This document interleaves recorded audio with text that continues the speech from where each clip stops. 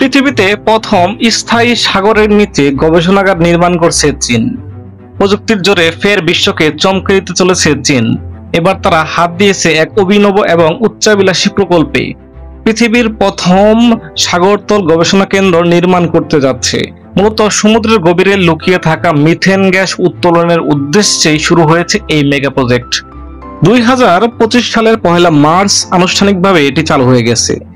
এই প্রকল্প সফল হলে চীন যে পরিমাণ জ্বালানি নিয়ন্ত্রণ পাবে তা পারস্য উপসাগরের প্রমাণিত তেল মজুদের চেয়েও বেশি হতে পারে বলে বিশেষজ্ঞদের অনুমান। প্রায় 80 বিলিয়ন টন জ্বালানি তেলের সমান শক্তিশালী মিথেন বরফের মজুদ রয়েছে চীনের লক্ষ্যস্থলে, যা বিশ্ব জ্বালানি বাজারে এক বড় রদবদলের ইঙ্গিত দিচ্ছে। এর আগেও চায়না অনেক বড় একটি স্বর্ণের খনি পেয়েছিল, যেটি আপনারা জানেন যে বিশ্বের সবথেকে বড় স্বর্ণের খনি ছিল। এবার তারা মিথেন গ্যাসের সন্ধান পেল বরফের নিচে। চীন এই গবেষণা কেন্দ্রকে কোল্ড স্লিপ জোন নামে অভিহিত করেছেন। গভীর সাগরের তলদেশে নির্মাণাধীন এই স্টেশনে 6 জন বিজ্ঞানী কাজ করবেন এবং সাগরতলে দীর্ঘ সময় বসবাসের সব রকম সুবিধায় থাকবে সেখানে। প্রকল্পটি 2030 সালের মধ্যে পূর্ণ কার্যক্রম হবে বলে জানানো হয়েছে। তার মানে বুঝতেই পারছেন, আরো 5 বছর সময় লাগবে।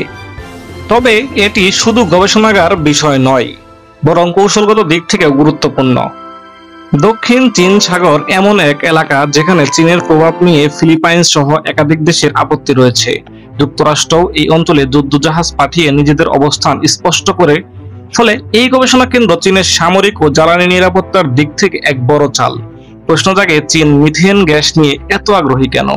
এর জবাব লুকিয়ে আছে পরিবেশ ও কৌশলগত চাহিদায়। কয়লার তুলনায় মিথেন অনেক বেশি পরিবেশ বান্ধব।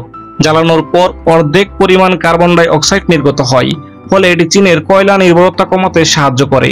একই সঙ্গে চীনের তেল আমদানির বড় অংশ মালাক্কা প্রণালীর উপর নির্ভরশীল, যা সংকটকালে প্রতিদ্বন্দ্বী দেশগুলোর দ্বারা নিয়ন্ত্রিত হতে পারে। নিজস্ব মিথেন উৎস থাকলে সেই দুর্বলতা অনেকটাই কাটিয়ে ওঠা সম্ভব। আগুনে বরফ নামে পরিচিত গ্যাস হাইড্রেট বরফ আকারে থাকা অবস্থায় তার আয়তনের 160 গুণ বেশি মিথেন ধারণ করতে পারে। বিজ্ঞানীরা বলেছেন, বিশ্বজুড়ে গ্যাস হাইড্রেট আকারে যে পরিমাণ মিথেন আছে তা সব মিলিয়ে এখন পর্যন্ত পাওয়া জীবাশ্ম জ্বালানির দ্বিগুণ শক্তি ধারণ করেছে। তবে এর বিপদও কিন্তু কম নয়। তাপমাত্রা ও চাপের সামান্য পরিবর্তনেই গ্যাস হাইড্রেট বিপজ্জনক হয়ে উঠতে পারে।